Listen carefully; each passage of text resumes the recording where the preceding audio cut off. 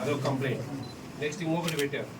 Good afternoon sir, మీరు ఒకసారి Krishna district Pedana మండలం బల్లిపర్రు విలేజ్లో ఉన్న గర్ల్స్ గురుకులం స్కూల్ అండ్ హాస్టల్కి ఒకసారి వెళ్ళండి సార్. అక్కడ పిల్లలకు కనీస వసతులు లేవు, ఫుడ్ సరిగా లేదు. చాలామంది పిల్లలు ఆకలితో పడుకుంటున్నారు. కనీసం పడుకోవడానికి కూడా ప్లేస్ కూడా లేదు. ఒకరిపై ఒకరు పడుకోవలసి వస్తుంది. అక్కడ ఉన్న టీచింగ్ ఫ్యాకల్టీ సరిగా లేదు సార్. మీరు కొంచెం ఒకసారి ఆ హాస్టల్ విజిట్ చేయండి ప్లీజ్ సార్. చాలామంది పిల్లలు మీ రాక కోసం ఎదురు చూస్తున్నారు. Please visit. మీరు తప్పక లోకంలో ఎవరు పిల్లలని పట్టించుకోరు సార్. మీరు వచ్చి పిల్లలకు న్యాయం చేయండి సార్.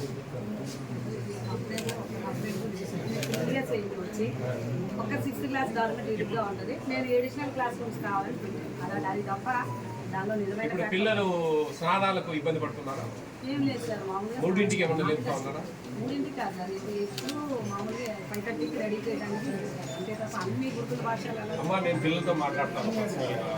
వాళ్ళు ఈ కంప్లైంట్ నిజమంటే బట్టి మీరు కొన్ని ఇబ్బందులు ఎదుర్కోవాలి. సమస్య వాళ్ళ దగ్గర ఏమైనా డబ్బులు వసూలు చేస్తున్నారా? ఎవరు కనుగొంటున్నారంటే తినడానికి తెచ్చిన వస్తువులు బయట వాళ్ళు ఎవరో తీసేసుకుంటున్నారు, తింటున్నారని. అంటే నేను ఒక కంప్లైంట్ వస్తే ఏదో థ్రెడ్స్తో పెట్టాను అనుకుంటాను. డిఫరెంట్గా 2 కంప్లైంట్స్ వేరు వచ్చాయి. అవి అంతో ఇంతో లేని ఏమి లేదు. చికెన్ 80 grams ఇస్తున్నారు ఒక స్టూడెంట్. ఏ క్యాలిక్యులేషన్ మీద ఏ జీవో ఉంది మీ దగ్గర? చూపి